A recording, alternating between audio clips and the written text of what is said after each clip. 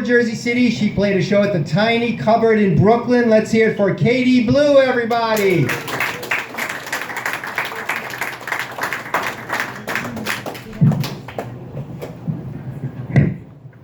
Hi, I'm Katie Blue. A lot of people don't like me at first, or even after a long time. Cause I kind of give off religious cult vibes, right? I look like I definitely would have been down to murder Sharon Tate. I want to look like Princess Buttercup from The Princess Bride, but I end up looking like the girl from The Ring if she started listening to the Grateful Dead. It's hard having the face of a 12-year-old and the body of a 12-year-old boy. I've been described before as quirky, which I think is just a nice way of calling me really annoying. I've also been described once as mysterious, which I think is a very cool way to describe me as autistic. Social cues are a mystery to me. So I used to be a horse girl. Yeah, I really loved doing heroin. But I've got 6 years clean now. Yeah, please clap. I didn't do it to be a better person. I did it for applause in cafes. But a lot of people who will meet me now, will say I don't really seem like the type of person who have done heroin. And to that I always say, well, do you have any heroin? I've heard people say before that women can't handle their drugs or they can't handle their liquor, which I think is ridiculous because what happens if women drink? They maybe cry over their ex or go woo! And what happens when men drink? They do stupid stuff set off fireworks inside or murder their wives, Men can't handle anything. Women handle so much. Men can't handle anything. I was going to say the S word, and I realized where I was. Yeah, they can't handle, a cold. They can't handle pain. They can't handle their autism. I'm so sick of guys using their diagnosis as an excuse to just, be a bad person. If I can figure out how to make pizza rolls, so can you. And I know that, it's a spectrum. But there's nothing in the criteria that says you need to be harassing women online. But I don't know, they still manage to do it and blame it on the tism. Where am I? I took a Myers-Briggs personality test recently. One of those personality tests, it's ANJF for your results. I got my results, they were AUTISM.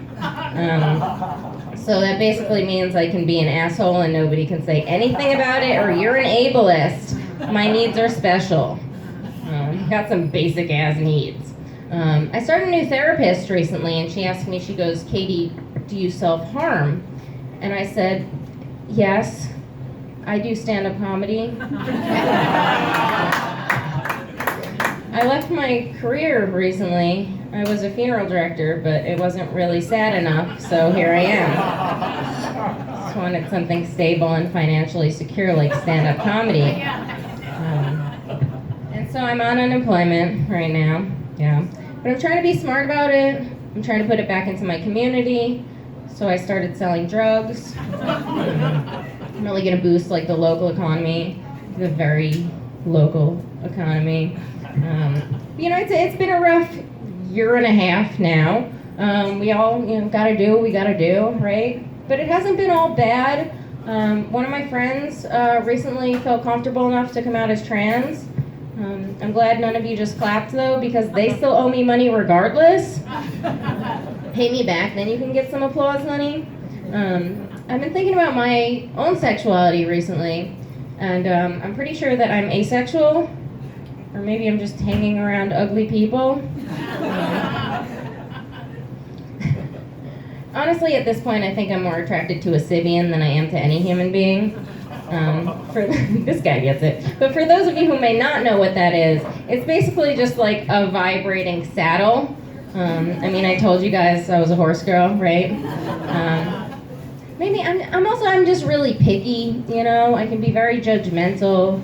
Like, I'll be watching other comedians, and I'll be like, I don't know about that delivery, Dave Chappelle. You know, who could tell it better is this white girl from Long Island. But he's been doing a lot of cool stuff this past year. He's been speaking out a lot about what's going on in our country, you know, like with Black Lives Matter and stuff like that. And as a comedian and as a white woman, I have to stop and think to myself, how can I make this about me? I love going online and like calling out all the racist boomers and stuff like that, and I get a bunch of likes. But then when I'm telling the 12-year-old girl that her bangs look like shit and she should kill herself, suddenly I'm a cyberbully, and like, where is the line? I'm not sure.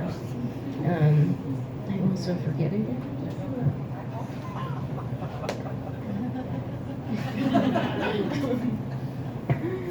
I got to go to a ladies' night comedy mic the other night, and that was really cool. It was really nice to get a break from all of the white men.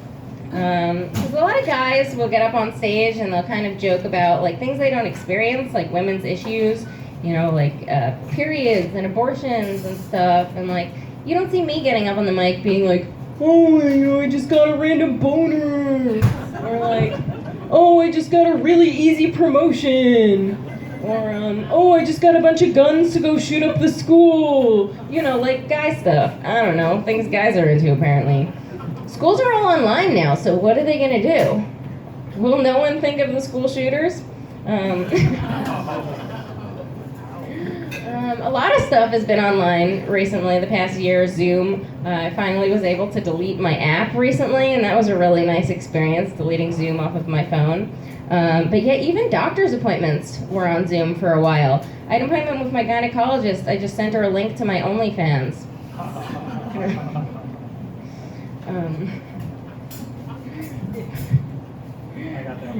Thank you. This guy gets it. Fred Chris. He knows where it's at. I do not know where it's at because I'm fully losing track of my jokes, but that's okay. So I had a cold a few weeks ago. Yeah, and it wasn't COVID. It was just a cold. That beeping is really distracting. I keep thinking it's like the beep for me to be over, and then I'm like, wait, no. Anyway, I had a cold the other day, and for a while I still like had some sniffles. I still kind of do a little bit, and I'd be like outside places, and I wouldn't have a mask on, and I'd get some dirty looks, and I'd start to feel like a guy being like, no, baby, I don't gotta wear that. I've been tested. It's cool. I'm just basically doing my set for this man right here. Over the winter, my neighbors thought that I had COVID, but I was really just smoking a lot of weed. It was the coughing. Any COVID deniers in the crowd? Come on, you can tell us the truth. Come on. No? All right, well, good. Have you ever gotten in a conversation with someone and then you start realizing that they're like an anti-vaxxer or a COVID denier? And I'm not a very smart person, honestly. In those situations, like I'm not really smart enough to prove you wrong in this conversation, but I'm smart enough to know that I don't want to be having this conversation. It's rough out there, especially around other comedians, my goodness. Any New Yorkers in the crowd? Yeah? Are you really from New York, or did you move there like 6 months ago? And I'm like, I'm a New Yorker. You live here. Oh, okay, so you're not a New Yorker. Oh, you were born in New York. Okay. So you are a New Yorker. I too, born in New York, grew up in New York. And I really, I don't mind other people moving to New York, but I really hate other people moving to New York and then complaining about New York immediately. Just being like, it's so hard, it's so expensive, everyone's so mean. It's like, just go home. I was born and raised here. Try doing New York as an infant. It's a walking city. I didn't know how to walk yet. It's rough out there. It's rough being a comic, being an artist, a struggling artist. Because what is art if not just a means of expressing yourself, right? And like if you can't express yourself, what do? You could rap NWA. I'm not surprised this crowd didn't get that really specific NWA joke. Or you could kill 6 million Jews. And as a Jewish woman, I don't sympathize with Hitler, but as a struggling artist, like, I get it, There's definitely been days waking up in the morning like, I could genocide an entire group of people right now. I could kill at least 6 million, at least, on a good day. Come on. A lot of my set is also, like, I know that I make fun of men a lot, and I've had people ask me before, like, oh, well, do you have daddy issues? And I have a great relationship with my father. He's a great man. I do not think that I have daddy issues. I do have issues with other men trying to get me to call them daddy. That is not fun. But I saw the light, so I'm running out of time. But I hope that I was somewhat funny. I know if you wanted to hear a Jewish woman complaining, I could have just put my mom on speakerphone. And so thank you all so much for having me. Thank you to Cafe America. I'm about to get so much food, it's going to be ridiculous. Thank you all so much. Happy trails. Katie Blue, everybody, one more time.